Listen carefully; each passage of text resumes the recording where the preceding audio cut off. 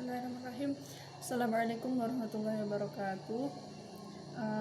Nama saya Yeni Dwi Lutfiana dari kelas PAIH semester 6. Insyaallah pada kali ini saya akan membacakan kitab Adabul Alim wal Muta'alim, bab 5, Babul Khamis. Tapi di sini saya cuma mempresentasikan atau menjelaskan poin 1 sampai 15, karena poin 16 sampai 20 itu bagian dari teman saya, seperti itu. Baik, langsung saja. Al-Babul Khamis atau bab yang kelima, fi adabil alim fi haqqi nafsihi wa fihi asyruna adaban. Jadi adab dari seorang alim atau seorang guru terhadap dirinya sendiri itu ada 20 akhlak atau 20 adab.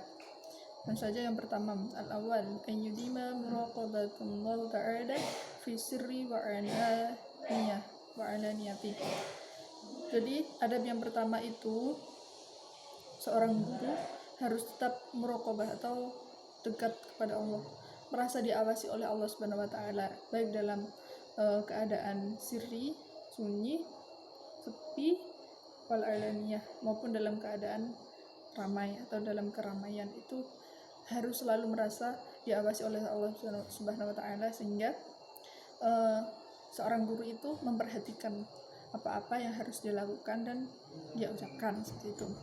Kemudian watsani ayyulazima khawfahu ta'ala fi jami'i harakatihi wa sakanatihi wa aqwalihi wa af'alihi. Jadi yang kedua itu dia harus mempunyai sikap takut, khauf kepada Allah Subhanahu wa taala, baik itu dalam kesunyian maupun dalam keramaian. Nah, di sini disebutkan bahwasannya seorang yang alim atau orang yang berilmu itu pemegang amanah, orang yang mempunyai amanah dalam segi keilmuan maupun kebijaksanaan dan dalam khauf atau dalam perasaan takut, seperti itu. Nah, apabila seorang guru itu tidak mempunyai ketiga hal tersebut, maka dia disebut khianat, karena dia tidak bisa menjaga amanahnya, yaitu keilmuan, kebijaksanaan, dan ketakutan. Kemudian watsalith ayyulazima as-sakinah. Jadi yang ketiga itu seorang guru itu harus tenang ketika dia mengajarkan ilmu kepada muridnya, itu harus sabar, harus tenang. Ketika muridnya nakal atau memancing emosinya, jadi seorang guru itu harus bisa mengontrol emosinya, jangan sampai terbawa ke perasaan, seperti itu. Kemudian ketika seorang guru itu berdebat atau mempunyai perbedaan pendapat dengan seseorang, maka hendaknya seorang guru itu menghadapinya dengan tenang, tidak dengan ikut emosi juga, karena salah satu sifatnya seorang guru itu, seorang yang berilmu atau seorang guru itu sikapnya tenang, seperti itu. Kemudian warabi ayyulazima alwara.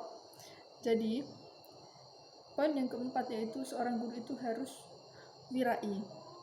Nah, di sini seorang guru itu hendaknya meninggalkan hal-hal yang sifatnya syubhat atau tidak jelas hukumnya, kemudian meninggalkan hal-hal yang tidak bermanfaat, yang tidak mendatangkan keilmuan atau tidak mendatangkan manfaat bagi dirinya sendiri, seperti itu. Meninggalkan hal-hal yang seperti contohnya ghibah itu kan kurang baik ya, salah satu perbuatan yang kurang baik. Jadi terutama bagi seorang guru, hendaknya hal seperti itu harus ditinggalkan karena tidak bermanfaat. Bukankah lebih baik untuk mencari referensi atau belajar dan sebagainya, seperti itu. Kemudian al-khamis ayyulazimat tawadu. Jadi poin yang kelima yaitu seorang guru harus tawadu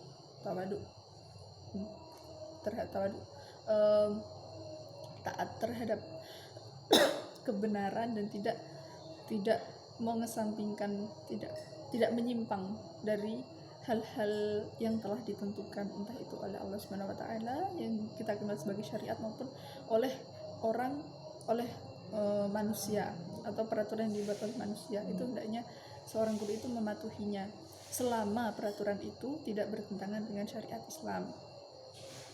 Kemudian wasadis ayyulazimal khusyu'a lillahi ta'ala. Jadi poin yang keenam yaitu seorang guru senantiasa mempunyai sifat khusyuk kepada Allah Subhanahu wa taala. Nah, di sini itu ada sebagian ulama mengatakan wa qala ba'd as-salaf haqqo 'alal 'alim ay yatawadda'a lillahi ta'ala fi sirrihi wa 'alaniyatihi. Jadi salah satu sebagian ulama itu mengatakan bahwa sebagai seorang yang alim itu hendaknya tawadu kepada Allah Subhanahu wa taala, baik dalam keadaan sunyi maupun dalam keramaian. Wa yahtar min nafsihi wa yuqifu amma ashkala alaih, atau menjaga dirinya sendiri dan menghentikan hal-hal yang memberatkan dirinya sendiri. Itu salah satu bentuk khusyuk terhadap tawadhu atau khusyuk kepada Allah Subhanahu wa taala. Kemudian wasabi ayyakuna ta'wilahu fi jami'i umuri ala Allah taala. Jadi poin yang keempat itu seorang guru harus menjadikan Allah Subhanahu wa taala sebagai tempat meminta pertolongan. Jadi seorang guru itu tidak boleh syirik atau sebagai seorang yang musyrik tidak boleh. Jadi hanya kepada Allah Subhanahu wa taala lah dia meminta pertolongan. Kemudian wasamin alla yaj'al ilmahu sulman yatawassala bihi ilal aghrad dunyawiyah. Jadi poin yang ke-8, seorang guru itu tidak boleh menjadikan ilmunya sebagai tangga untuk mencapai tujuan duniawi, baik itu dalam segi jabatan atau harta atau agar didengar orang lain, atau syahra atau biar dia terkenal, atau tuqaddimu ala aqranihi atau biar dia itu lebih baik dari teman-temannya. Itu tidak boleh dijadikan untuk ilmu itu tidak boleh dijadikan sebagai tujuan dunia. Kemudian watasi alla yu'adzim abna dunya bil masyi ilaihim wal qiyamu lahum. Jadi poin yang ke-9, seorang guru itu tidak boleh membedakan muridnya.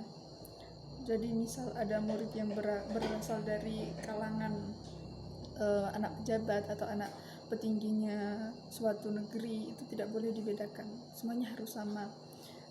Dan jangan sampai seorang guru itu datang ke rumahnya gara-gara dia itu anaknya seorang yang petinggi kayak gitu.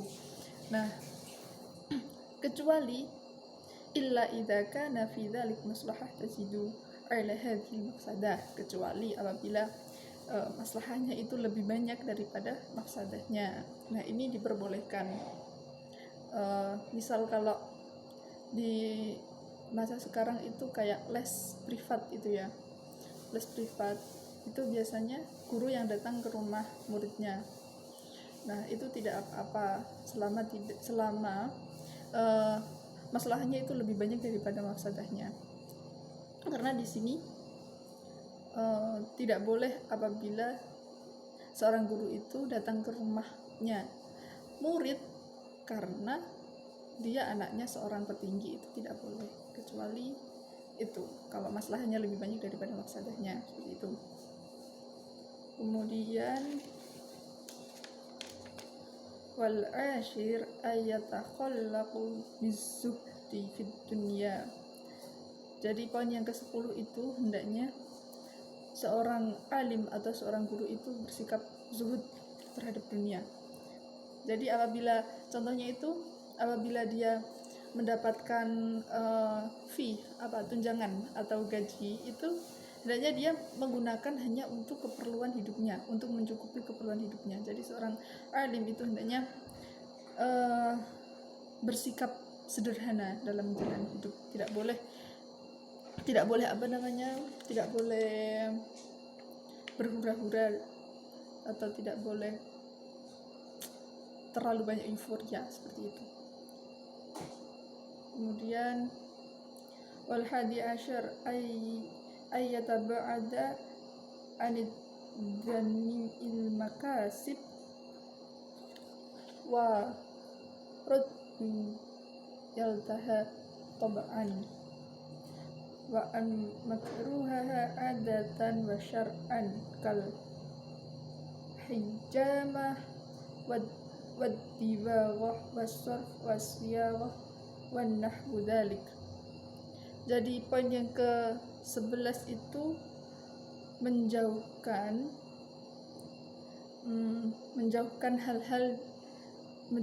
diri dari usaha-usaha yang rendah dan hina. Dia itu hendaknya menjalani kehidupan itu tidak berlebihan, tidak boleh menjalani kehidupan yang hina atau sesuatu yang dibenci oleh masyarakat itu juga harus dihindari. Kan dia hidup sosial ya, bersama orang banyak, jadi kalau bisa itu menghindari hal-hal yang hina. Soalnya guru selain jadi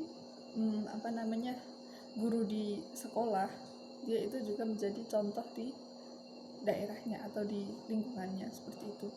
Kemudian wasani asyar ayajtaniba mawadi'u iltahamma wa in ba'dat fala yaf'al syai' yatadamman naqsu muru'ah wa yastankiru zahiran. Jadi poin yang ke-12 itu menjauhkan diri dari tempat-tempat yang sepi atau tempat-tempat yang mendatangkan kemaksiatan, seperti itu. Karena apabila dia itu terlihat oleh orang lain yang kenal dirinya sebagai seorang alim, maka ini akan menimbulkan fitnah. Maka dari itu, apabila secara tidak sengaja dia mendatangi tempat tersebut, terus kemudian ada seseorang yang melihatnya, maka dia harus menjelaskan kepada orang tersebut. Kemudian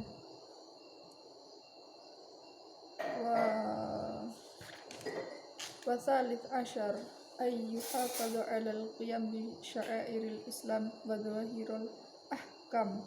Jadi yang ke-13 itu menjaga dirinya dengan beramal, dengan memperhatikan syariat. Jadi dalam bertindak itu seorang alim harus memperhatikan syariat yang ada, tidak boleh mengesampingkan.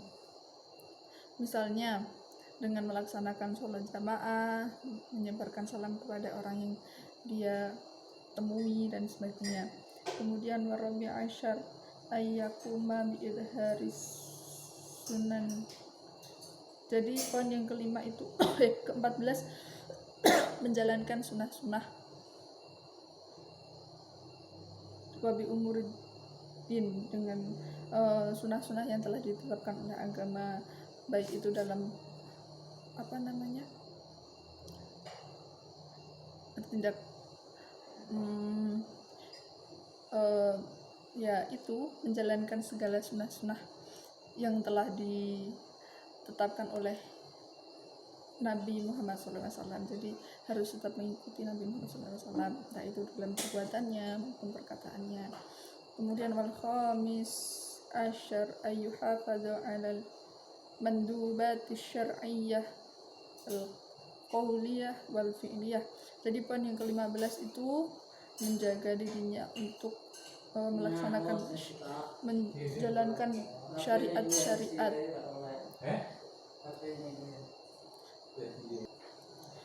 Jadi poin yang ke-15 itu menjalankan syariat-syariat Islamiyah, baik itu perkataan maupun perbuatan, seperti